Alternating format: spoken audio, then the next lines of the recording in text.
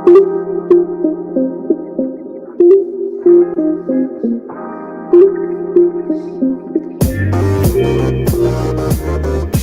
to the Wolverine Digest podcast, the best spot for objective and authentic coverage of Michigan athletics. If you want open dialogue, honest opinions, and in-depth coverage of the maize and blue, this is the podcast for you.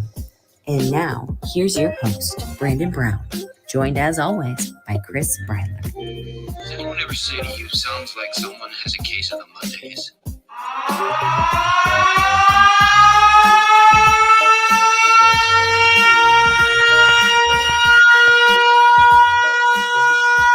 I'm hype.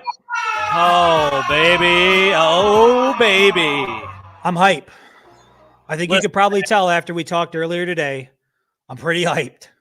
There's a lot to be hyped about. There is no doubt about it. We talked about this a little bit. I decided, I guess just last minute, I was putting the show stuff together, kind of looking stuff up. We're going to stick to the script. We're still going to talk about some of the prediction stuff we did last week just to put a bow on the Maryland game. We're not going to spend as much time on it. We'll still do a TFG because I feel like people kind of dig that. And then we're going to get into Ohio State and the burning questions, and that's what it's going to be for the rest of the week. I mean, we might even do 10 shows this week. I don't know. We'll see what happens. Probably not, but might have to. We might have to, but there's a lot to talk about, and obviously we will get into all of that. But let's start and talk a little bit about the Maryland game. It was a blowout. We covered it pretty well on Saturday after the game, I think. But real quick, 59-18, man. I mean, a 41-point win. You and I pretty much had the same score. You said 38-13. I said 37-13. Michigan was way freaking better than that. They scored in every phase of the game, and they just looked super impressive. We said all of those things already. Let's take a look back at my predictions that I made. And there's a couple things in here that not that they mattered much on Saturday. Obviously, Michigan won in a huge way. But I'm wondering how that materializes itself this Saturday.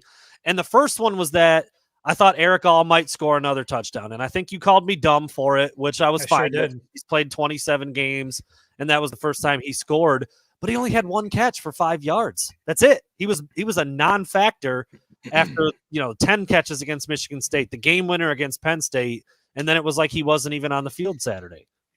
Yeah, well, I mean, I think it's one of those situations where they clearly needed to get something out of him in Happy Valley. And, he referenced the bum ankle and was surprised he was able to make the end zone. But I think, they needed to utilize Eric All 2 Saturdays ago, and they did it. I don't really think there was too much of a need for it this past Saturday. Michigan was in complete control. And so, I think somebody like an Eric All is going to play a big factor on this coming Saturday. If Michigan's going to get the W, I think he's going to have to play a huge factor in that offense in terms of helping Cade McNamara settle into the game and get comfortable. So if that was the reasoning why they sort of, pulled back from using Eric All, I'm totally okay with it. Fair enough. That's a thought I hadn't really had. Why put him out there if he's a little dinged or his ankle's hurting him a little bit? Because he didn't play that much. If I remember, I was looking at the numbers before the game or before we jumped on here for how many snaps some of these guys had, and I don't think he had very many. 26, I think, is what it was. It wasn't many. 26 snaps for Eric All. That's not that many. So that makes some sense. I can get on board with that. All right, next up, I had Cade McNamara will throw two or more touchdown passes. He did exactly that. A short one turned into a long one. Actually, a beautiful throw to Donovan Edwards that went 77 yards for a touchdown, and then a beautiful catch. Actually, another nice throw. Put it in a good spot for Mike Sainristil. Yeah. He laid out, brought it in with one hand. So, yes, Cade finished the day with 2 touchdown passes. Cade is settling in. He's finding his rhythm down the stretch, and I think he's peaking at the right time. And it's really what you hope to see. I mean, we spent the first 4 or 5 weeks kind of hitting on this passing game and saying, I just don't think there's enough there. I don't think they've got enough to get it done when they need to get it done. And over the last few weeks, it really seems like, there's been an emphasis on getting McNamara involved in the game. And I thought they might do that. My concern was against Maryland. I figured they'd be able to run the ball at will, but I wasn't sure they were going to come out and sling it around the field. And they sure did. And obviously the result was good because of it. But I did think I noticed you said that was JJ to Mikey Sainristil. I just saw that comment as well. That's right. The other one was a short one to Schoonmaker, wasn't it? Yes, sir. I believe so. That's right. All right. On Well, that was the two beautiful plays in a row. The motion swing pass over to Donovan Edwards down to about the 2, and then the creative play call and formation to Schoonmaker off the left side. That's right. Yeah, The that was another. The layout and catch by Sainristil still was from JJ. That is was correct. another JJ McCarthy magic dart bullet. Yeah. Got my wires crossed a little bit there. I remember the catch, and yes, it was JJ who threw it to Sainristil. It was Cade on the short one, but at the end of the day, it was still 2 touchdown passes. I thought Cade might do that, and he did. Thirdly, I don't think we saw this. Correct me if I'm wrong, but I don't think Hassan Haskins jumped over anybody on Saturday. I don't believe he did. He only carried it. What was it? It wasn't very many times. No, he did have a couple of those plays where he lowered the boom and he dragged some people along with him. He might have attempted it. It doesn't stick. Like usually when Hassan Haskins pulls off a play like that, it's like on a highlight reel and everybody's talking about it. I don't really recall anything like that quite from Saturday. And probably the one that I got wrong the worst, and that I think a lot of people, because you thought you might have even called this a no-brainer or it's an automatic, and I think I referred to it as a layup. Aiden Hutchinson and David Ojabo will both have a sack. Neither of them had one. I think your over-under number, if I remember correctly, was like 3.5. Yeah. They had none. They didn't have any. And the only 2 sacks in the game were Vincent Gray early and a mop-up sack by TJ Guy, the freshman, at the end of the game. So weird the way that happens. I mean, you look at a team like Maryland, but I think going into the game, and it may have played a part. I thought that Tagovailoa's mobility would prevent Hutchinson and Ojabo from getting to him too often. I still thought they were going to get over the 3.5 sack number. So, I mean, credit to Maryland. They were able to keep, 2 projected top 10 draft picks from getting home to the quarterback, and they've been eating all season long. The sack record, I think they're still going to get there. I think both of them still get there. But, I mean, man, in order for them to get there, that means they're going to have a pretty damn good game. They're going to have a good game on Saturday, and I think obviously everybody's pulling for that. It's a little hairier now. I mean, I thought with Maryland and Ohio State and a bowl game and potentially more than that, depending on how Saturday goes, it seemed like an automatic. Now I'm not so sure. They got shut out on Saturday, and I did not think that was going to happen. So we'll see what happens there. And I wanted to get your ruling on this one, Chris. Do you give me credit for Jake Moody's 39-yarder? I said he would hit a 40-yard field goal. No. Hell no. I don't get credit. Would Vegas give you credit? No, they wouldn't. You're right. They would not. They would not. So I win a paltry 1 for 5. Consider me Vegas. Wow. That's frosty. Not awesome. Was way off on Eric All, was way off on Aiden Ojabo, and was off by a yard with Jake Moody, the aforementioned. He nailed a 39-yarder, but 39's not 40. That's what they would say to you in Vegas. 39 is not 40. I mean, if a bookie's coming to get you and you owe him $8,000 and you give him 7,500, you're getting your kneecaps busted up, man. That's how it works, right? No doubt about it. Can't be close. Close only counts in horseshoes and hand grenades. There you go. And hand grenades. Not in field goals. So I was wrong on that. Jake Moody hit a 39-yarder. He didn't quite get to that 40-yard mark. So 1 for 5. Not awesome. But again, these are the kind of predictions you like to put out there just to have some fun with and see what it might look like. We can talk about that just for a very, very brief second, Clay. Don Brown, now a head coach. He was hired today as the head coach at UMass. I believe he's been the head coach. I think he was the head coach there before, right? I think he was there, yeah. Definitely coached there before. I don't remember if he was a head coach there. I think he was. But, so that's pretty cool. I mean, whatever. I know he didn't have the most gracious of exits at Michigan, but the dude was beloved for quite a while in Ann Arbor, and he was fun to cover. His defense was a lot of fun to watch for several years. It got figured out a little bit. But yeah, that's cool. Good for Don Brown. He's a head coach at UMass. We'll see what that ends up looking like. It's a tough job, man. They're really bad. Yeah. So we'll see what that looks like. So there you go. I want to go right into one of our crowd pleasing favorites, TFG. I came up with 3 separate ones. I want to see what direction I'm going to go here with these. Do you want to get us started with the TFG this week, Chris? All right. I'll get it started, and I feel bad for doing it. But for the second week in a row, Brandon Brown is my TFG of the week. What happened now? And here's why. So the last time we're on this podcast, I run into a little bit of an internet issue. There's a bit of an internet issue. There's some connection issues. I've got to duck out. Well, it turns out my computer needed to go through an update. Things needed to happen. My computer just said, you know what? I'm done for the night, whatever. So I scramble upstairs to see if maybe Brandon is still kind of carrying the podcast along, only to see the video is already done. The live feed is already done.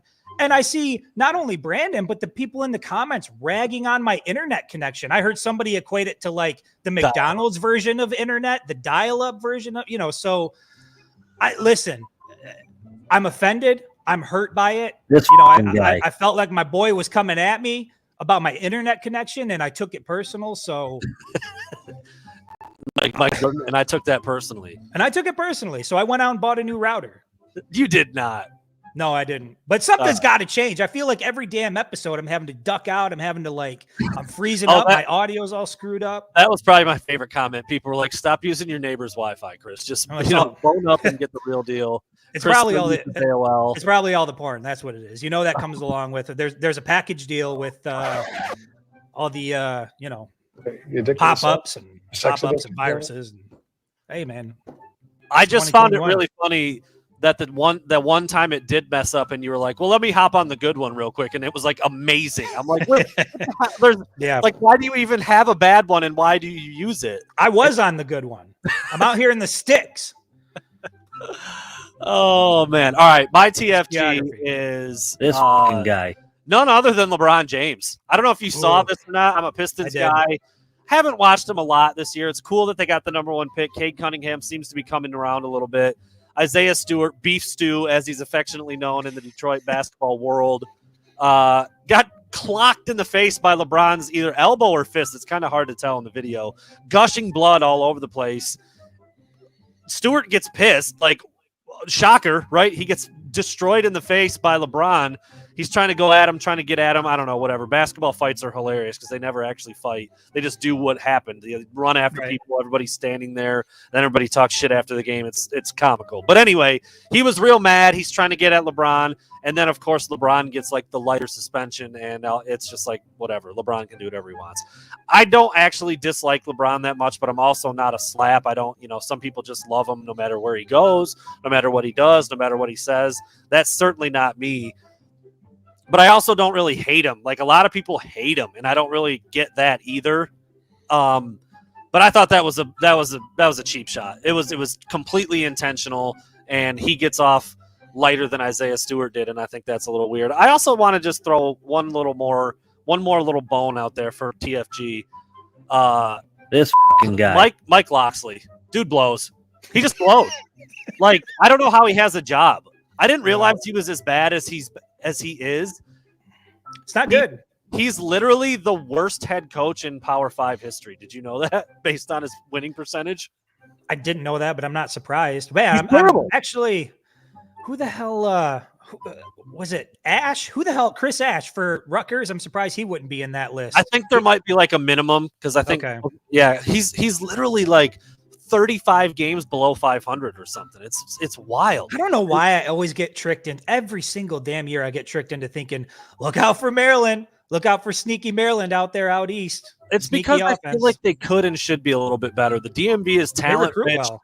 They've got a lot of money out there with Under Armour. Under Armour is their sponsor. The CEO of Under Armour is a Maryland grad. They have a lot of things in place where you feel like they could be better and should be better than they are. But he's been terrible, dude. He's been terrible. He's I think now 11-24 or something like that at Maryland. It's been bad. You hate to see it. Pretty bad. So anyway. You love to see it, depending on who you are. Yeah, I see some people commenting on it. Yeah, Beef Stew, he did go nuts. Wouldn't you? I'm sorry, but there comes a point in time where if something happens, there just has to be a physical altercation. You see what I'm saying? For instance, let me use an example. I live in a subdivision. And we have people that speed through our subdivision all the time. But there's one person in particular that speeds through here. And there's been a couple of times I've said, hey, I've got children in here. You got to slow down. I'm thinking the third altercation, it's just going to have to be physical, right? Yeah. We'll see. 3-strike rule? Yeah. Rated E for everyone. Why don't you talk to Mike? I got a backup mic right here. That's what I'm talking about, man. Chris is going to be out there for fisticuffs. Just out here in the suburbs, Chris will be fist doing fighting his, people. Chris will be doing his next broadcast from the Genesee County Jail. Actually, is that right? Would that be Genesee County out your way? I would be. It would be Genesee County. There you go. I'm glad We I got could do. that right. We could do a GoFundMe for the bail money. I'm glad I got And that. I know right. they would come through. Better. Yeah. Can we get a GoFundMe going for Chris's bail money? I'd be really curious to see how many people came through on that. But Rack them up. That's pretty funny. All right. The next thing we usually do here is just to. I see it. Are you looking at Cody? Maybe I should get locked up. A better for an internet episode, just to signal, test it. a Damn better internet at the county jail than what Chris is working with at home. Ugh. Good. That was strong, Cody. That was strong. All right. That was strong.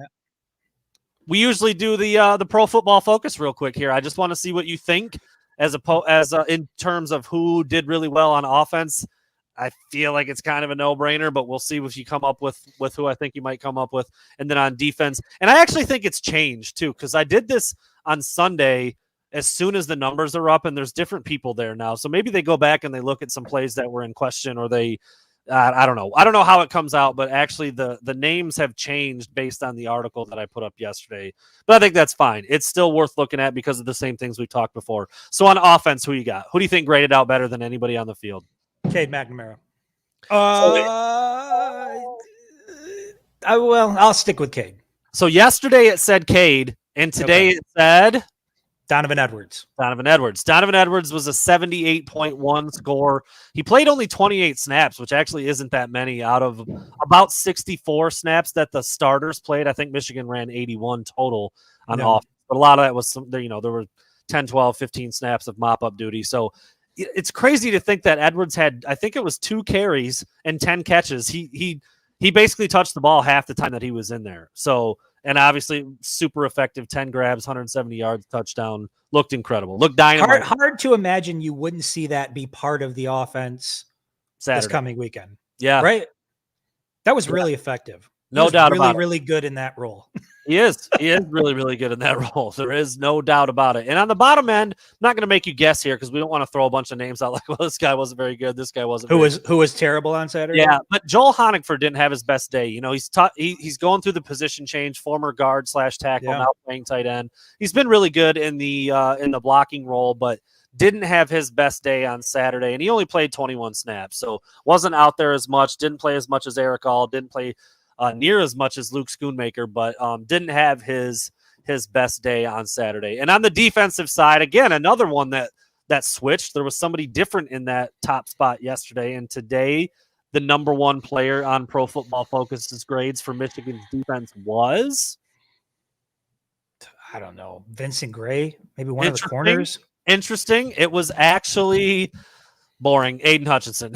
Go figure, right? Aiden Hutchinson was the number one graded player at an 86.8. Yesterday it was DJ Turner, and I liked that one. Okay, yeah. I like DJ Turner being at the top of that list because he made an incredible play. Obviously, he ran it back. He's been getting better, I think, week after week, and I just think he was deserving of being up there. He made a big play. He was heads up. He stayed in bounds when a lot of people didn't think he did. He kept running it back, and he made a big play and had a pick six. So I really liked seeing DJ Turner's name at the top of that list yesterday. But again, maybe they went back and reevaluated some things, looked at some plays in question, and it actually ended up being Aiden Hutchinson. They were super close. I think Aiden was 86.8, and I think, let me pull it up real quick, DJ Turner was like 86.3. I mean, it was like they were basically had the same score.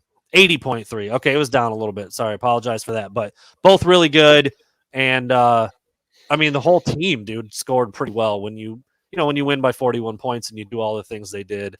Not that hard to imagine. And then on the bottom, Chris Hinton brought up the rear, played 32 of 82 defensive snaps. Again, there were some mop-up snaps in there, but for comparison's sake, Aiden Hutchinson played 63 snaps, and he barely comes off the field. So I actually think it was surprisingly, I said this in the article that I put up yesterday, Rod Moore, true freshman safety Rod Moore, played more snaps than anybody on defense Saturday, which that's a good sign. I know Brett Hawkins got hurt early. And RJ Moten was back in there, but yeah, Rod Moore played more than anybody on the entire defense. So there you go. Rod Moore played well. Aiden Hutchinson played well. DJ Turner played well. Donovan Edwards back there. Well. Yeah, Michigan played well overall. So there you have it. Surprises? Not really. You were kind of on the mark on offense there. Defense, you said, was it a corner? Maybe it was a cornerback. Yeah, with a game like, honestly, from my perspective, I was just trying to get through the damn game. Just make sure Michigan wins. That's really all you're hoping. Because let's be honest, nobody gave a shit about the Maryland game. Like it was the means to an end. But now we're here. It's Ohio State week, and everything's on the table. And it's like, I don't know, man. I feel like good thing the players didn't have my lack of focus for Saturday, because I was struggling. All right, dude. I'm ready to get right into it. I'm ready to get right into it. You ready, dude? Let's do it. It's about to get warm. Burning. Definitely warms the cockles of the heart. Burning questions warm the cockles of the heart, Chris. Do you want to start, or would you like me to? I'll let you kick us off for this one. I will kick us off, and this was something that you just brought up, and it's something I've been thinking about. I'm sure it's something Ohio State is thinking about. That was probably part of the design. How would you use Donovan Edwards on Saturday? How would exactly the way he was used last Saturday? I would try to get him the ball in space. I would put him in the slot. I would get him on. I would do anything in my power to get the ball in his hands in open space. I think he has what you can't teach. He's speed. He's got the speed. He's got the athleticism. And I think Michigan is going to need explosive plays on Saturday to stay in the game. I don't think they're going to be able to just dink and dunk their way down the field and it's going to be 5 yards in a cloud of dust or whatever, this Bo and Woody ball. I just don't see it going that way. I think Michigan is going to have to produce some offense. And if they do, I think Donovan Edwards is going to have to play a big part of it. I'm really curious to see what happens with Blake Corum likely back. He was fully dressed and ready to roll at Maryland. I'm glad they did what they did. If he's not 100%, just let him sit out. You're not going to need him, so let him sit there, let him get healthy. He's there in an emergency, if something crazy happens, and he's got to go in the game. But I'm really curious to see how it looks on Saturday if you have your full complement of backs. If Blake Corum's back healthy and you want to use him, Hassan Haskins has obviously been great. He kind of he didn't get the day off on Saturday, but 20. It's can you believe he carried it 20 times? It's kind of crazy. It was a quiet 20 carries. It was a quiet 20 carries. He scored twice. But he only had 78 yards. But I am curious to see how they kind of work all three of those guys in together, because Edwards showed that he can be a freaking weapon. There's no doubt about it. Well, let's stay right there on the on the running back situation, since you brought it up. And I know that there's a general consensus that Blake Corum is going to be ready. He's going to be able to play. He's going to be available. But there's also a chance that maybe he won't be. And so I'm curious, how much does Blake Corum's availability or lack thereof play an impact or play a part on what happens on Saturday? How big of a piece is he to the puzzle? It is freaking insane to say this. I don't even know if the offense misses much of a beat, which is, I cannot stress enough that is not a knock on Blake Corum, because the dude is electric. He's special. He's my favorite back on the team. We've talked about that all year. I'm like, if I'm making a running back, that's it. He's short. He's compact. He's super quick. He's got jukes. He's got speed. That's my back. That's what I want a running back to look like. And earlier in the year, I remember going to bat saying, I don't think I'd play Hassan Haskins anymore. I just wouldn't. And to be able to say all of that and then say, if he doesn't play on Saturday, you're fine, is wild to me. But I truly feel that way with what Hassan Haskins did for 2 weeks without Blake Corum and without Donovan Edwards. And then with what we saw out of Edwards last week, I think you're fine. I really think you're fine, even if Blake Corum can't go, which is nuts, because he's really freaking good. It's crazy, but I absolutely agree with you. And again, I will stress that it's not a knock on Blake Corum at all. What it is a testament to how well Hassan Haskins is playing and how well Donovan Edwards played when he got the opportunity to do it. So would you like to see Blake Corum back in action? Would you like to see him out on the field and have that big play capability? Absolutely, you would love to have that. But I think the reality is, if he's not good to go, I don't know that Michigan is in a much worse spot than where they are now. I think that running back room with Haskins and Edwards would be just fine. Yeah, it's It really is crazy to say Which that. is crazy to say that. Crazy. Because he's so good. He's so good.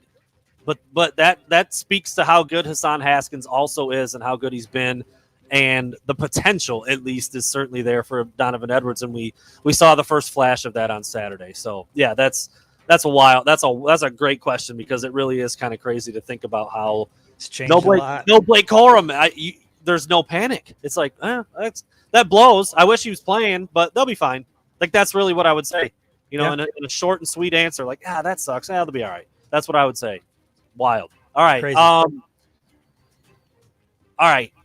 We were talking on the phone earlier when I was getting ready to go to the press conference, and I had a statement that it might sound hyperbolic, but I really don't think that it is. So I'm going to get your opinion first. On a scale of 1 to 10, how impressive was Ohio State against Michigan State? 12. I mean, they look really, really. I mean, if you could look perfect in a football game in the first half, they looked absolutely perfect. The way that they pushed the ball down the field vertically, the way that Stroud was hitting guys like Olave in stride, and Olave didn't even have anybody within 10 or 15 yards of him. That offense is absolutely terrifying. And Michigan is going to be tested. This is going to be, a battle of who's going to impose their will on the other one. And I'm telling you, man, that offense is terrifying. So 10 plus, easy. It's everything, and we talked about this. That offense is everything that we wish we would see out of the Michigan offense. That brand, that style where you're just constantly forcing the ball down the field and making the defense fall back on their heels. I hate saying this sentence. I can't remember who I texted it to, if it was you or some other friends that are Michigan fans. I hate it because it's Ohio State. I want to I don't know. I kind of want to kick Ryan Day in the balls. Like, I don't know. There's something about him that I just don't like looking at him very much. His face. It's the face. He's incredible as a play caller. He's a fantastic coach. They are everything I want Michigan to be on offense. The kill shot, the aggressiveness, the play calling, the sideline to sideline vertical behind the line. I mean, dude, everything they do looks like a different sport than what we see out of Michigan on most weeks. It's crazy. It's crazy. I hate saying that because I can't, like, I don't even, dude, when I used to teach, you dry erase markers, I throw the red ones away. Today, when I got out of my car, there's a red pen that I like to use because I like the way it writes. I didn't take it into the press conference with me.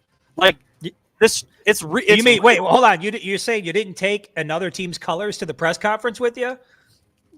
Careful. Yeah, no, I can't stand Ohio State, but dude, they embody everything I love on offense. So that it's really hard to watch that and really hard. I think it's fair. I mean, dude, it is. I like offense. I like offense. I like deep. I don't want to say deep balls because I don't want that to become a drop. I like deep passes down the field. I like that style. I like deep balls. I like that style of football. That's what I want. I bet you do there, big boy. You addiction to sex? Sex addiction or something? All right. We're gonna. Oh wait, are we still on? Well, just the statement that I said to you when we were on the phone earlier today was that out of all my years covering, that might have been the most impressive half of football I've ever seen. And that's crazy. I don't really know if it's hyperbole because, dude, everybody across the country was like, look at social media, look at the conversation. Everybody was like, what the hell is happening? This was against supposedly a top 10, like a legitimate college football playoff contender, and they just beat the shit out of them. Like it wasn't even, it was embarrassing. People were going bananas on how awesome Georgia looked down in SEC country on Saturday. Their halftime score against Georgia Southern was the same as Ohio State's on Michigan State. I mean, it was the best half of football I've ever seen. It looked like they started playing. I don't know if you could hear it, but it was so bad they started playing Sarah McLachlan, "Arms of the Angel," because it was that bad. You might be joking about that, but they did play Mr. Brightside. I don't know if anyone else caught that. I did hear that. They played it. Your turn, man. Let's hear it. This is a really simple question, but I feel like it's a loaded one. Put simply, is Michigan good enough? Is Michigan good enough to get it done on Saturday?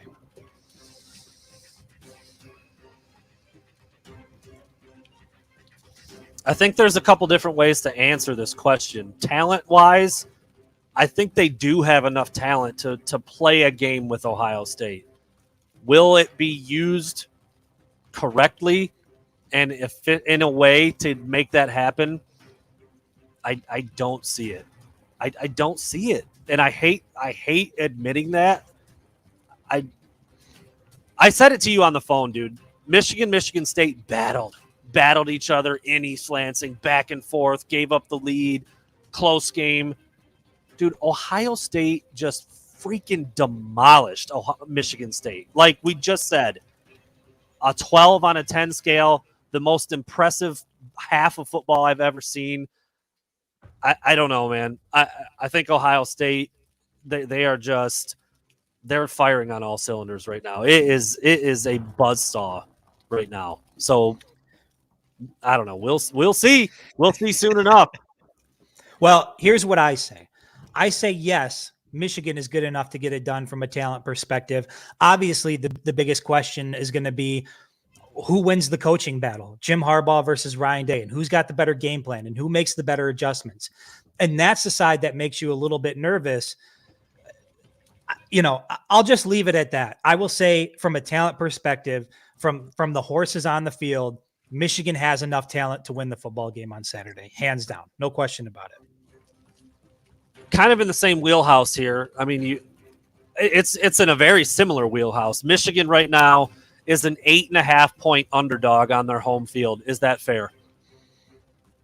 Yeah, it's fair because I think Michigan, maybe 2018, there's been a couple of times recently where Michigan has gone in as the favorite and I believe just gotten the doors blown off. And so, you know, the reality is I think Ohio State is just that much better on paper than Michigan. So I think it's absolutely fair. And honestly, I would expect that number to move a little bit north of that as the week goes on.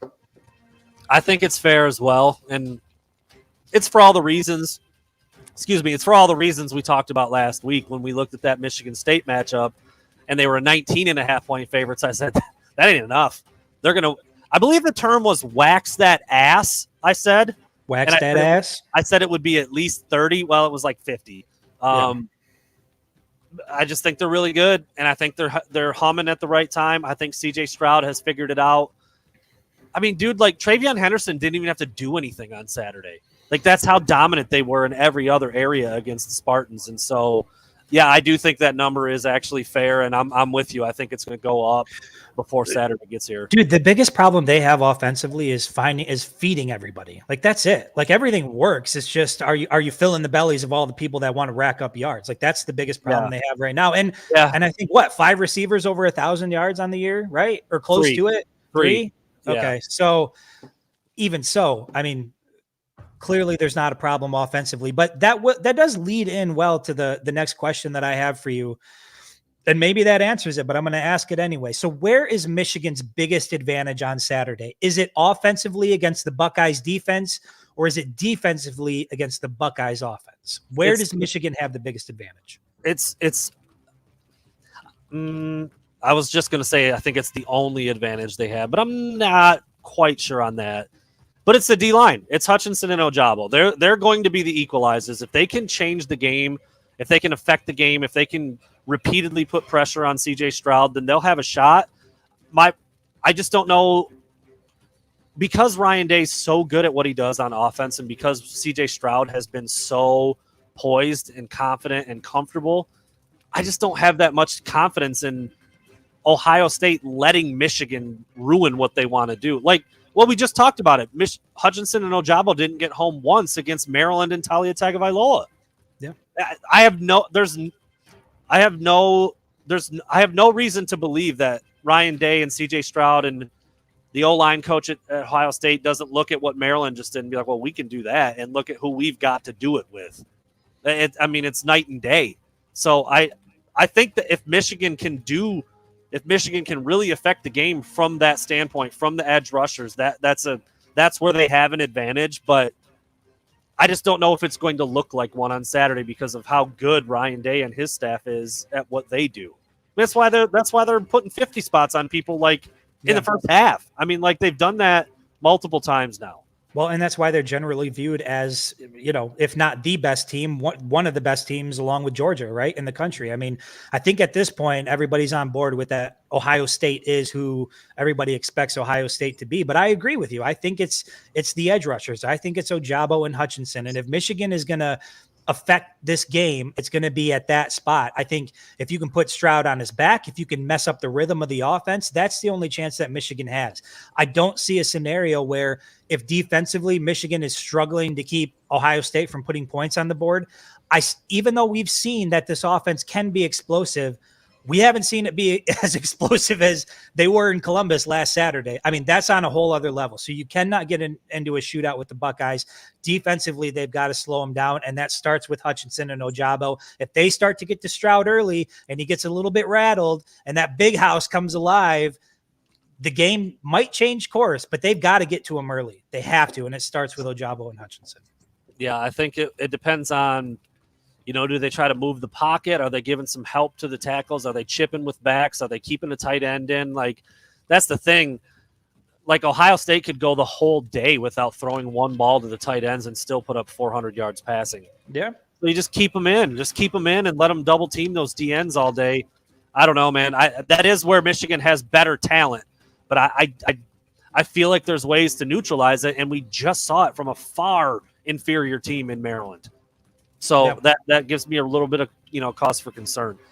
My fourth question to you, Chris, and we talked a little bit about this already today, so I kind of know where you're going to go, but I wanted the people to hear it from you. If Michigan wins on Saturday, that would move Jim Harbaugh's record to 1-5 against the Buckeyes. What would that 1-5 record mean and do for Jim Harbaugh in your eyes? It wipes the slate clean completely for me. And I know that not everybody's on board with that. And hell, even months ago, I was of the mindset that, one win is going to be good, but it's going to take multiple wins before, you start to turn the tide and things look the way they should. And to be quite honest, Jim Harbaugh is not a victim of circumstance. He's largely responsible for why Michigan is where they're at. At the end of the day, on the heels of COVID, and after all the heartbreakers we've suffered through since he was hired in 2015 with trouble with the snap and the JT spot and all the other bullshit we've gone through, and then you put the COVID year on top of that. If Michigan comes out on the heels of all of that, goes 11-1, beats the Buckeyes, goes to Indy, and quite possibly the college football playoff, slate clean, Jim Harbaugh can stay for as long as he wants, because that proves to me that it can be done. They can do it. The formula is there. So now I'm back on board. Now that doesn't mean he can go 0-6 again. You got to keep it going, but it proves to me that this thing is on the right track and it's headed in the right direction. I think what you just said right there is the key for me. There would at least be a precedent set. So all those people who are like, well, he's just as good as Michigan's ever been. No, you can hit the bricks now, because that's always been bullshit. And I've never understood that argument. Like, dude, Michigan didn't hire Jim Harbaugh just to be like mediocre and as good as they once were sometimes. They hired him shit. They hired him to come in and win titles. They hired him to come in and pull even with Ohio State and blow the doors off Michigan State. He hasn't done any of that. So I'm not quite as gung-ho about it as you are in terms of wiping the slate clean and suddenly none of that other stuff matters. But because he at that point would have at least done it, now you can talk about that being the realistic expectation every year, and also knowing that it's there. Not just I think it's the expectation still, even though he hasn't done it. That's what he was hired for. That's what he should be doing, and he hasn't done it. He's fallen short, which is why I've had the stance on him that I've had for the last year plus. But if he does it, now you're there. Now it's like, all right, you did it. That's amazing. Let's keep doing it. Keep it going. Do it again and again and again and again. Those people that say like, well, Michigan's historically just like pretty good. They're not really elite like a lot of people want them to be. You're done. Like, what do you say now? Because Michigan would have gotten to that point and would be on that level at least in this one season. Which is the level guys like you and I have been hammering that they should be at, like playing at this level. And with all of this on the table, This is where Michigan should be. You got to obviously get one win, but this idea that Michigan is like, just this academic powerhouse that might be good at football on any given Saturday, like Not so fast. that's ridiculous. This team should be competing for national championships. That's, and I can't even relate to any sort of thought process otherwise. So I'm with you. All right. All right. Am I up next? Question number 4. Ooh, this will be a juicy one for you, Brandon. Should Michigan fans be satisfied with the 2021 season, regardless of the outcome on Saturday? So regardless of what happens on Saturday, you pull back and you look at the season as a whole. Should Michigan fans, by and large, walk away and say, "Man, it was a pretty good year"?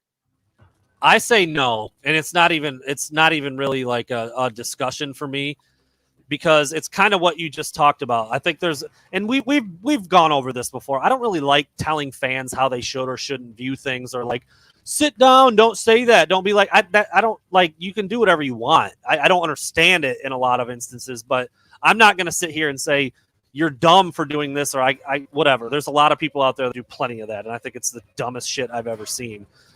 But for me, one of the weirdest things is how so many people are quick to go like, "Oh, Michigan was supposed to be so bad this year. Look what coach has been able to do." And I'm like it's like what you just said. Like, you're just rewarding him for not being as shitty as he was last year. Like, that's so weird to me. Like, he's not in his first year taking over for someone who blew last year. It was him that blew last year. And like, I've given lots of credit for hiring the new coaches and the new vibe and the new energy, and a lot of things look and feel a lot different this year, and that's great. But to just immediately be like, "Oh, he's amazing now. He's amazing. Look what he did in 2021." Well, but he's just fixing like what he messed up. Like, it's like people just completely forgot that he's been here for 7 years. It's not that he just came in and fixed everything right away. It's just back to normal. Like, you could take any one of his 10-win seasons, and yeah, I know he's had a few of them, and a lot of people think that that's all that matters. I don't think that's all that matters. I think there's way more to it than a lot of arbitrary wins that don't mean a lot. But it's really kind of weird to me that a lot of people think that everything's just amazing now because he's back to what he was before the really shitty year that was last year. I don't know. It's weird to me. That's weird. Well, here's what I'll say. And we've talked about this before on the pod. Winning percentage does nothing for me. 10-win seasons do nothing for me in the absence of hardware, of championships, of the things that matter most, beating teams like Michigan State and Ohio State. And if the regular season ends with a 10-2 record to losses to Ohio State and Michigan State, to me, that's going to be the emptiest 10-win season I may have ever experienced in my lifetime. Because the two teams that you want to beat the most, you lost to. Your two biggest rivals you would have lost to. And what that says about you as a program is you're no further along than when you started. You're still losing to the teams that you were brought here to beat. And so, no, I don't think fans have to walk away and be happy about a 10-2 record. The equation has changed for Michigan. The bar has been raised. Preseason, people thought this was a 6 or 7 win team, but as the season went on, the equation changed. The bar got raised, and now the expectation is that this team is good enough to beat Ohio State in their own building. Sometimes you just got to go out and win the damn game. We said that about Michigan State, and Michigan didn't do it. This is another one of those scenarios. You just have to go win the game. You have to do it. You cannot go 0-6. And if you're a fan and that happens and you walk away from the game with a dirty taste in your mouth about 10-2 because it means 0-6, that's okay. You should feel a dirty taste in your mouth. You should be pissed off about that. Yeah, I mean, I don't know. We're going to get into some more. See, Detroit Lions fan, I'll say that right now. No, the sky isn't falling. What it is the sky's right where it's been since 2015. That's purgatory. So no, like I'm going to throw up another comment too. At least a falling sky would mean there's movement somewhere, right? That's what you want to see. The program's moving in a direction. Now, purgatory. No shit. You take 10-2 over what floor? Like what? Okay, what does that mean? Wait, where is that? You take what? Oh, you take 10. 10-2 over Florida, Texas, and Tennessee. Yeah, no kidding. Of course, you take 10-2 over 6-6. Like, I mean, that's not the point. That's not the argument. The point is that 10-2 with losses to really the only two teams that truly, truly matter. We said this before. I mean, it's like, when Aiden Hutchinson gets ready to hang up his winged helmet for the last time, and in 10 years, he's not going to look back and be like, man, I'm glad we beat Maryland's ass that day. No, it's going to be the empty feeling of not beating Michigan State and maybe not beating. We got to let Saturday play out. I'm not ready to call it a given yet. I think Michigan's going to have their hands all the way full on Saturday, and I'm not ready to. I don't know. We'll get into that in a little bit. Chris is ready to pop bottles on Saturday. I'm not there.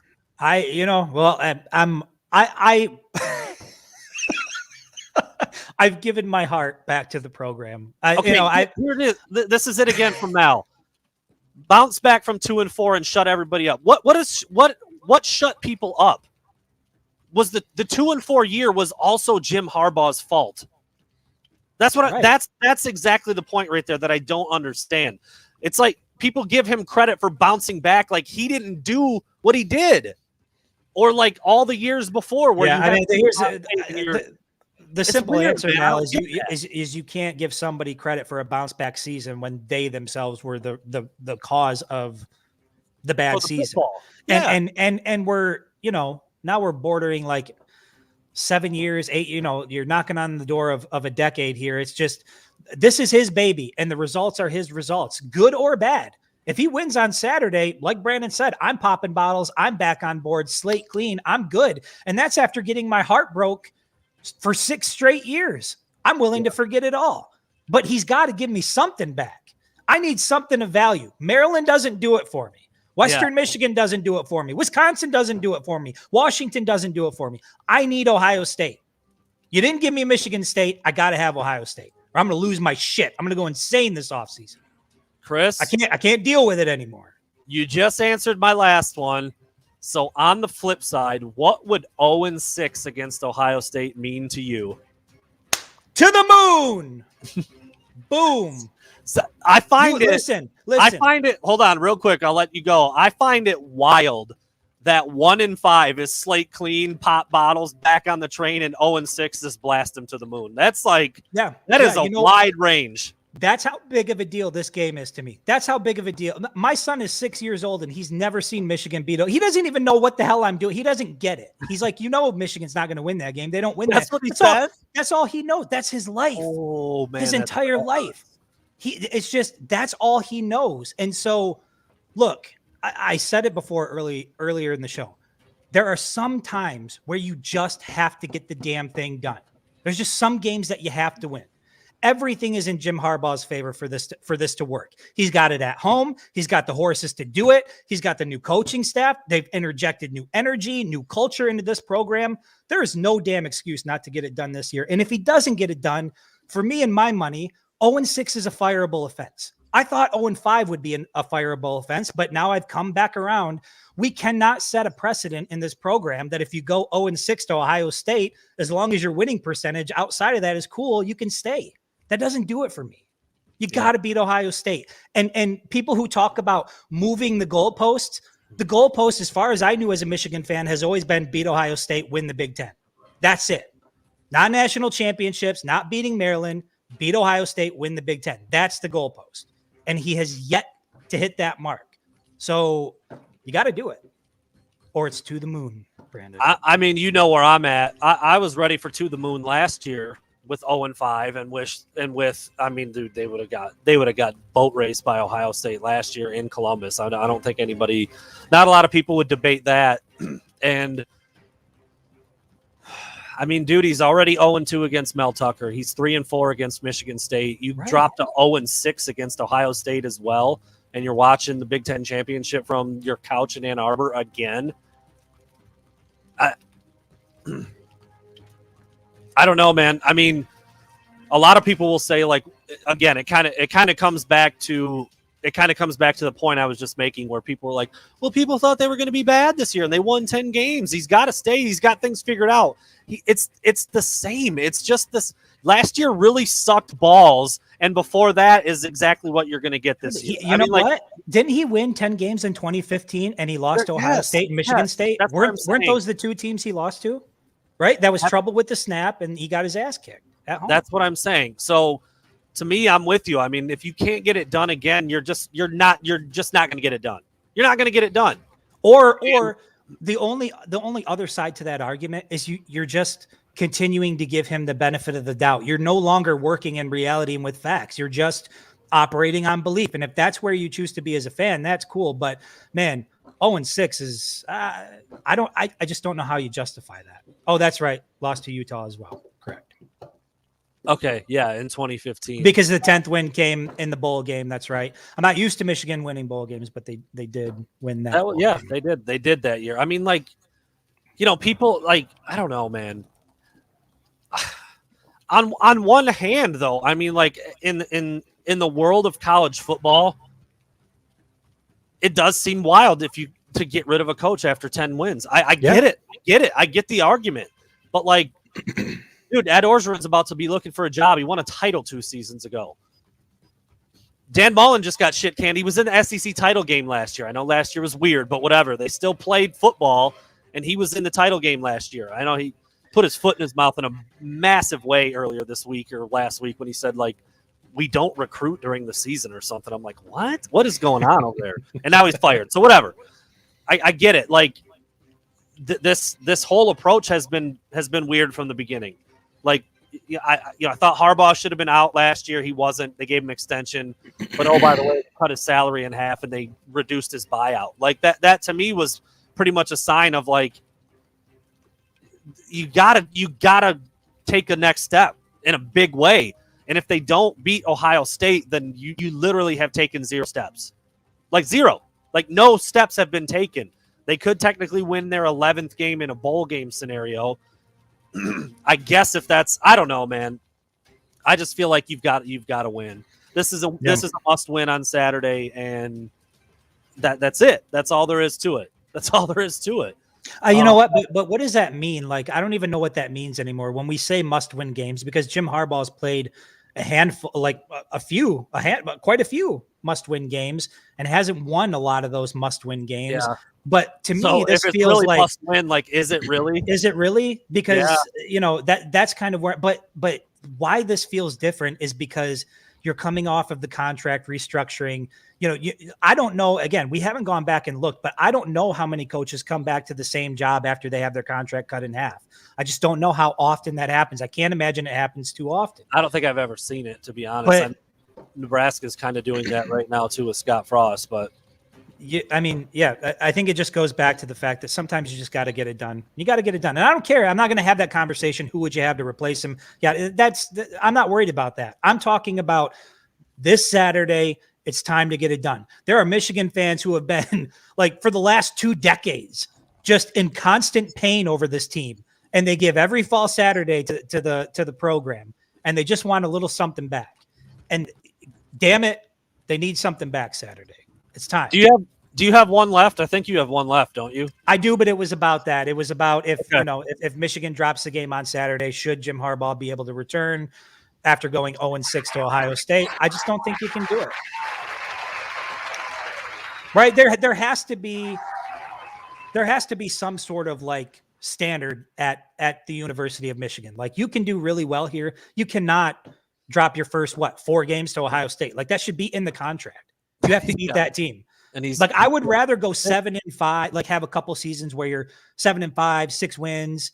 If a couple other seasons you're beating Ohio State and you're more competitive. Like, I would rather have the roller coaster ride of excitement rather than same plane all the time, purgatory. Nothing changes. Yeah, it's going to be the discussions depending. I mean, if they win, dude, and they go to Indy, and then, you're talking about a matchup with a West team that I feel like Michigan would be favored against. And then the potential for a playoff spot. I mean, dude, it would just be so fun. It would be so fun to cover that, to go to those games, to watch how it plays out. And again, you suddenly would have just a completely new chapter of narratives to talk about and to move into next year with the offseason momentum, the recruiting step up that you'd be able to take. No more saying he can't do this. No more saying he can't do that. It's all there. I mean, you've said it multiple times. Like, if it would have happened in 2016, so many of these storylines that are 5 years old now and just beat to death are gone. And People who have the trajectory of the program is probably different if Michigan like that's it's not just like an individual game. Like wins like this against teams like this Ohio State team, they can change the trajectory of your program. They can set you on a course that you wouldn't otherwise be on had you lost the game. And I think we saw that in 2016. That loss lingered for more than just 2016. I think that was a backbreaker for this program and what they were trying to do. They've recovered. They're back at the doorstep. They have the opportunity to do it. And now you have to do it. You just have to. I'm going to put up a YouTube comment, dude. It just makes my head hurt. Dude. Oh, no. Don't blame Michigan if they lose because their fans don't think they can win. Like, you know what? It doesn't matter more. Can we get a more worthless, tired, played out spin than that? Dude, what the hell? I'll lump the media in too, because I see that all the time. Well, if the media would prop them up a little bit. Dude, balls kiss. It doesn't matter. We don't matter. We don't have anything to do with what the team is doing on the field or in practice. I promise you, we don't. We don't. I like my job. I like being heard. I like saying what I like to say. Dude, even Blake Corum, who's been on here 5 times with us, and I consider him to be a favorite guest of the show, he does not give a rat's ass what me or Chris have to say. Well, come on. None, dude. Come on. Dude, I hate this. I hate this spin. And this, well, you know what I hate most about it? You get mad at the coaches and the players who can't get it done on the field instead of the media who just talks about what happens. Well, hey, whoa, hold on. Listen, from 20 years. Hey, we are. Look, this is. We've taken a turn here. The show has taken a turn. We got to reel it back in. We gotta hit the positivity because we're in the fight. I get what you're saying though. Look, we're in the fight. We're in the fight. Here's the problem. People like, if you want to give the fans that much credit, or people like Brandon and I that much credit, like we have that much of an impact on the game, give us credit for 10 wins. Like, give us credit for where we're at right now, because I feel like we should get a little credit for it, right? We're in the media. We talk about the team. Obviously, what we say has great impact. Maybe we should get a little credit. I wrote an article about AJ Henning needing more touches. So, like that kick return touchdown, that was pretty much because of me. I mean, I thought so. I wrote that article several weeks ago, so that was pretty much me. That was me. I did that. You're welcome, Jay Harbaugh. You're welcome, AJ Henning. You're welcome. I wrote that article, and the coaches said, "Oh shit!" Courtesy of Brandon. Maybe we should give them the ball more often. Let's do that. Look what they wrote. What are we thinking? Come on. You think Harbaugh radioed up to Gaddis? He was like, "Look, I saw Brandon Brown on Twitter. He said we got to get the ball to Henning, so I need you to whatever it is you got up there in your playbook." Dude, it's so funny, man. It's so funny. Look, we're just busting your balls, man. Look, a lot of people have that same, dude, we've been told all year long to take it 1 week at a time. And it's like the weirdest thing for fans to like take games 1 week at a time. It's like, what are you doing? What are you doing? Are you in an ice bath after a game? Are you like, are you riding a bike to stay loose? Like, what are you doing throughout the week to stay focused? Because I don't get it. What the hell were we even talking about? I don't even know, dude. I just got on a soapbox there. I forgot. I apologize. I know. I tried to reel you back in. Look, hey, listen, what you're seeing here is 2 people who cover the team, but are also fans and who are damaged. We are damaged. We have had our hearts broken, as you have, several times, many, many times by this football program. And so it drums up a lot of passion. It drums up a lot of energy because you want it to go in your favor just once. And it kind of feels like, I don't know. Like I told you earlier when we were talking on the phone, it just this year, maybe it's because I'm slurping, maybe it's because I've fallen back into old habits, but it feels different. It feels different. It feels like this team's closer. And if I had to like ride with a team and I've got Aiden Hutchinson on the roster, I feel good about who I'm taking into battle. I like Tony right here. Let's Group just get a hug. group hug. Let's just bring it down a notch, man. Just trying to look at, man. Let's we try got to love on somebody. Hutch, we got Ojabo, we got Cade the Snake, we Try got to love AJ on Henning, Roman Wilson, Donovan Edwards, Blake Corum. I Sean did want to. Haskins. I did want to ask you a couple other things before we're coming up on an hour here. Right on. From the press conference today. What happened, by the way? Were people saw an email come out? Were people sharing like full videos of Harbaugh's press conference? What happened?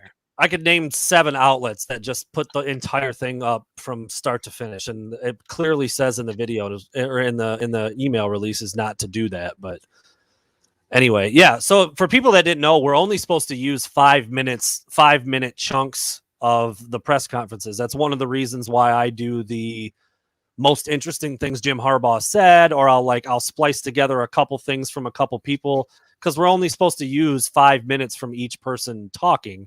And there's several outlets out there who just record the whole thing, which I do too. I mean, I've got 18-minute video of Jim Harbaugh talking today, and some people just throw that up on YouTube and then they launch it out there, even though it says not to do that. But that's a different discussion for another day. But yeah, we got an email today from Dave Abloff saying, like, what the hell are you guys doing? I thought you were in trouble. That's no. I mean, I don't ever put up the whole thing. I think I have in the past, like, somebody recently, it was a player, and I just thought they were really good, and I put it up, and it was like 7 minutes or something. So, like, I fudged the line a little bit. But Harbaugh goes up there, and he talks for, like, 15, 18 minutes. Like, you can't put the whole thing up. I will say that's just a Michigan rule, which that you want to get me on a soapbox. Let's talk about some of those. No. We don't want to get Brandon all laddered up. That's just a Michigan rule. I don't know why that has to be a thing. Like, I was talking to the guy who covers Auburn.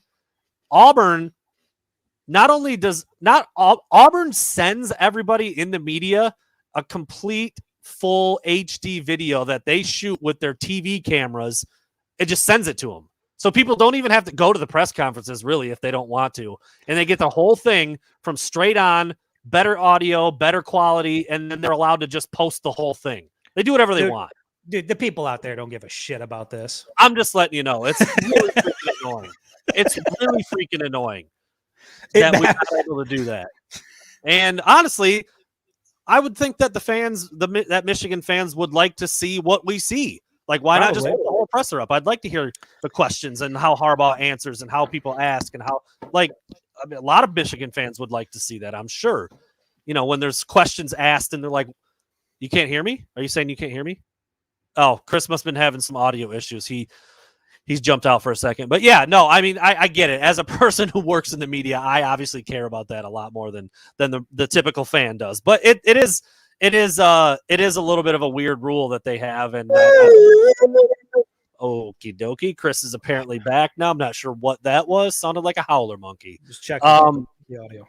Couple quick things from the presser today, and then we'll knock out of here. I put this up on Twitter. I tweeted about it. I said, I've been really critical of Jim Harbaugh. I have. I just was again just now. I don't think he's won enough. Thought he should have been gone last year. Whatever. He's done a good job this year, better than I thought he would be. But hearing Mike Sainristil still talk about him today, that's all that matters. I'm not saying what I say matters. I'm saying if the players truly buy in and truly believe what he wants, what he's having them do, and the way he worded it, he said, like, there's no other coach in America I'd rather go into this game with than Jim Harbaugh. This is one of those instances where it's like, I tend to believe him because he doesn't need to say anything like that. He could have just said, he could have been a lot more vanilla. He could have been a lot more generic. He could have been a lot more, or a lot less specific. To me, that's valuable. And I think that does speak to what Chris talked about, the leadership and the vibe and the energy around the program. When you've got players saying something like that about Jim Harbaugh, when a lot of people on the outside think that he's not a guy that you want to go into battle with, or he's not a guy that you can run through a wall for. If Mike Sainristil still says it and other players believe it too, that's all you can really ask for. And that's how you can get people to play play above punch above their weight and elevate their game. So I think there's value in that from that press conference today. And you know where I stand on press conferences too, Chris, right? Yeah. I've said it before that even though I have no problem being critical of Jim Harbaugh when it's warranted. I think Cody off the top rope real quick. I'd prefer going into the game with Ryan. Well, here's the thing. When you're in a room with him, he still has that certain something about him. I can't help but like the guy. I can see why players like him. He's a passionate guy. He clearly cares about wanting this football team to be great. And I think Blake Corum said it, when we had him on, earlier in the year, that they don't have the energy vampires, or it just seems like there were elements, whether it be coaches, players, a combination of the two, part of this program that were keeping it from reaching its full potential. And it sounds like over last season, the changes that Harbaugh made to the coaching staff, the roster changes, maybe some of the departures have gone a long way in that effort in terms of rebuilding the culture, something Aiden Hutchinson talked about at length during Big Ten Media Days. He thought it was on his shoulders to come back and lay the foundation and to get these guys to believe that they can do more. And it seems like they're there and they're standing right at the doorstep of it. And again, you're one game away. You're just one game away. But in terms of players wanting to go to battle with Jim Harbaugh, I'm not surprised by that at all. Cody, I want to address this because you're kind of right. What's a player going to say though? It's what I just said. He could have been much more vanilla, much more vague, spread. Honestly, all the coaches have been great, and it's been a great. If you genuinely don't like somebody and you're at a press conference, there is ways to answer a question without saying it that way. Trust me, Jim Harbaugh does it all the time. So if anybody would have picked up on it, it would have been the players. So that's exactly what I'm saying. Because he went right to the top shelf and because he was so specific, I believe what he's saying. He doesn't have to say those things. He could have been a lot more vague, a lot more generic, and he wasn't. He said what he said because I think they feel it this year. I really do. And I there's value in that. You also have to be able to play well on the field. That's the most important part, but that's a step. That's a step in the right direction. And I think it's why you get a win against Penn State, or why you looked as impressive as you did on the road against Wisconsin. And you took a punch in the mouth at Nebraska. Typically those are games that Michigan might not win. But I think if you believe some of those things that Mike Sainristil still said and the rest of the vibe from the coaches and the energy and the lack of energy vampires and stuff like that, I think that's you kind of see it. But Ohio State's a different freaking animal, man. You gotta do more than like your coach to win that game, and I think that's ultimately the most important thing. But I thought it was worth noting what Mike Sainristil still said. And the last thing, Chris, and we'll get out of here on this. And I talked to a couple different people about this today. I got to be honest, man. I liked a lot of what Jim Harbaugh said today. He was complimentary of what Ohio State's done well. He seems to be very plugged in already with what they're going to do and what they need to do to attack them. I mean, that's obviously what they've been doing since that game ended on Saturday. He actually said he saw, the turkey thing. Blake Corum was giving out turkeys and everybody was super pumped about that. And Jim Harbaugh said, I'm kind of upset with myself that I didn't think to do something like that. He's like, that's just how amazing of a person Blake Corum and his dad are. And then he said, all I was doing was watching film all day. And I bet that really was a 16-hour bender watching tape. I just kind of picture that. But anyways, something that Jim Harbaugh said today that really kind of makes me think that he still doesn't quite get what it takes to be really, really good at college football these days. He said the most important things for this game on Saturday are blocking and tackling, and we're going to channel Bo in order to win or in order to be successful in this game. And I just went, he doesn't get it. He Ryan Day is not channeling Woody Hayes, and he's not going to stand up there and speak about blocking and tackling. And that's not what they focus on. And that's why they run people out of the freaking stadium. Don't get me wrong. Blocking and tackling, still important. You got to do it. You got to tackle Travion Henderson. You got to tackle receivers in space.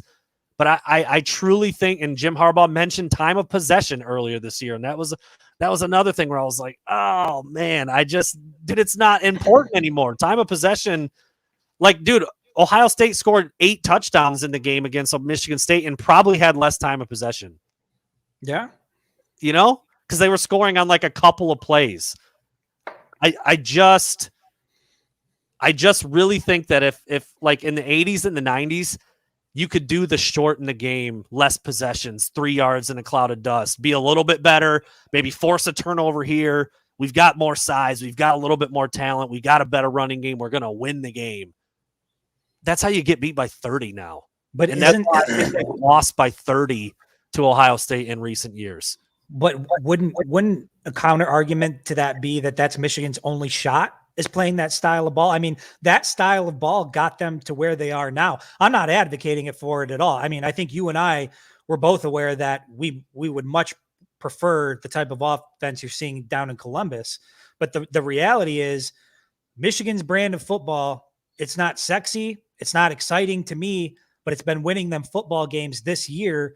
And I think that's their only shot on Saturdays. They're going to have to play 3 yards in a cloud of dust, because if this thing gets into a track meet and they're going to start to try to score points along with Ohio State, I just don't think Michigan has the horses to do it. Let me scratch that. Michigan has the horses. I don't think they have the playbook to do it. That's just the bottom line. And see, this is where I say it's a philosophical issue that is 7 years deep now at this point. Right. Can Michigan win a shootout against Ohio State? Probably not. I also don't really think that like shortening the game and trying to do the time of possession, because like you screw up once or you do what you've done all season and maybe don't score a touchdown in the red zone, or you get stopped on third down, then Ohio State goes on. Like I just don't think that's the formula for high level success in football these days. And that's the overlying big problem issue with Michigan football. There's an affinity for that era. And it's largely because Michigan hasn't done much since those days. But we talked about this earlier on the phone. Why not reference back to Lloyd Carr, the guy who actually won you in Natty? Like, why aren't you like, we need to, it's going to be a lot of Charles Woodson and big plays, and we're going to have to like, it's that era. I get it. Harbaugh played for him. There's a relationship there, but it just, to me, that is one of the problems with this football program. When you kind of take the 10,000 foot view and you look at it overall, is like, you can't be so obsessed with your past that it costs you your present and your future. Like, you've got to move into the 21st century or 2021 of college football, and you've got to use the weapons. You recruit guys like Roman Wilson and AJ Henning for a reason, because that 4.3 speed comes in handy on the field so long as you use it the right way. And that's the biggest problem with Michigan so far is it seems to be that the roster doesn't match what Jim Harbaugh wants to do mentally. But at the end of the day, that's who they are.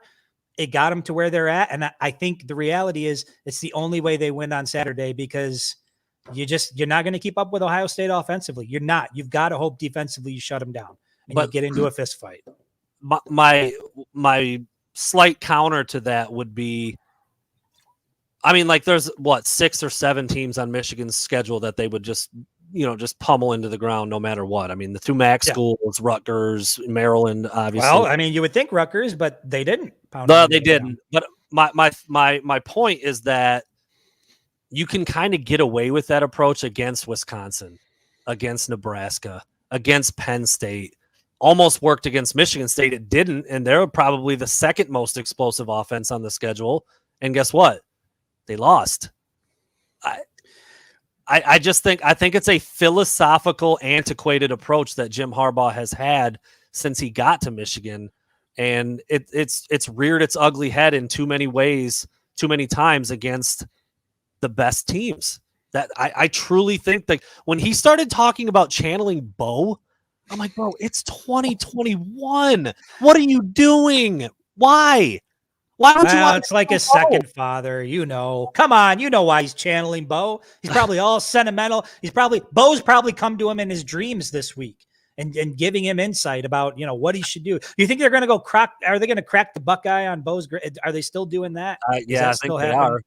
Bo, how many RPOs do you think we should run? RPOs? What the hell is that? Look, I don't give a shit. I don't care who he references. I don't care. As long as they start winning, like, that's all I care about. Talk about Bo all you want.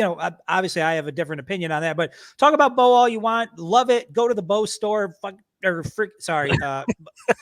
Flood yourself out with the Bo apparel, but it does nothing for me if Michigan isn't winning in 2021. And that's where I'm at. Like, this is all fine and dandy as long as Michigan continues to win. But if Michigan comes up short and they get the doors blown off like they did in 2018 and 2019, and it looks like another historic loss, then you have to step back and you have to say, like, look, this brand of football can only get us so far.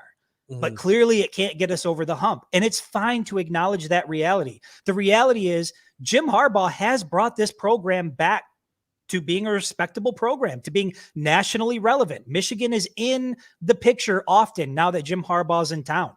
Maybe that's what Jim Harbaugh was meant to do. I don't know. This Saturday we'll find out. But I will say this. If Michigan can somehow figure out a way to win, I don't care. I don't care. But just to hear that thought. Well, here's what I said to you earlier. You'd much rather hear Harbaugh go up to the podium and say, look, I know Ohio State's got a crazy offense. We're going to have to use guys like AJ Henning. We're going to have to use guys like Roman Wilson. We are going to have to put the ball down the field, and we're going to have to put 7 points on the board. That's just it. And it would be nice to hear that. Now, that doesn't mean those conversations aren't happening behind the scenes. You just don't want to hear reference back to when people were still wearing top hats to football games. Go and look at when Bo was coaching. Weren't they? Or maybe that's Fritz Chrysler. Maybe I went too far. I just said, like, if you said Bo came to Jim Harbaugh in his dreams, I'm like, do you realize that, like, 98% of what goes on in football right now, if you mention it to Bo Schembechler, you might as well be speaking Chinese. I mean, like, seriously, RPO and, all the different spread concepts. And I mean, dude, I don't know. I just thought that was a weird choice. I mean, he was kind of talking about, like, I think the pageantry and the feeling and the vibe of the game in a nutshell, but he also mentioned like tackling and blocking and that it's going to be won there. And I'm just like, no, that's why I think you might lose by a lot, like we've seen before. I don't know. We'll see, man. We'll get into a little bit more specific, what we think it's going to look like and what the score might be and predictions for how the game might look. And some of those, we'll get into what our Saturday experience is going to be like, which me and Chris are already talking about. We might be there like Thursday night. I don't even know. I know you got a family, but they can wait this week, I think, right? I don't have a family this week. That's right. I'm not even going to be with my family on Thanksgiving. How about that? How about that level of commitment? Is that not weird? It actually kind of blows. My sister, real quick story, then we'll get out of here. For months, we had planned this trip to stay in Wisconsin. My sister and her family live in Minnesota. My family and my parents live here in Michigan. So we were meeting about halfway in Wisconsin. Earlier this week, my sister, her husband, and their whole family diagnosed with COVID. So we were supposed to get together on Wednesday. That's not happening. They might not come till Friday or Saturday. So now I'm not going until Saturday after the game. It's just kind of turned into a little bit of a bummer. All that means is that Brandon's going to be drunk on Saturday. That's it. All that means is that on Thursday, I'm going to be eating like tuna fish out of a can on Thanksgiving and like drinking a Pepsi instead of like having, the Dells, the Wisconsin Dells. The Wisconsin Dells, baby. D2K2J. Wisconsin Dells. That's right. But, no, but anyways, Chris and I will be there with Bells on Saturday morning. Super excited about it. We'll obviously talk more about that on Wednesday, more about that on Friday. We'll have a guest on Friday. I'm super looking forward to it, man. We're gonna have some slap full. The shows will be slap full here from here on out until Saturday rolls around. So there you go. Thanks for listening, everybody. We will talk to you guys again on Wednesday night. Peace.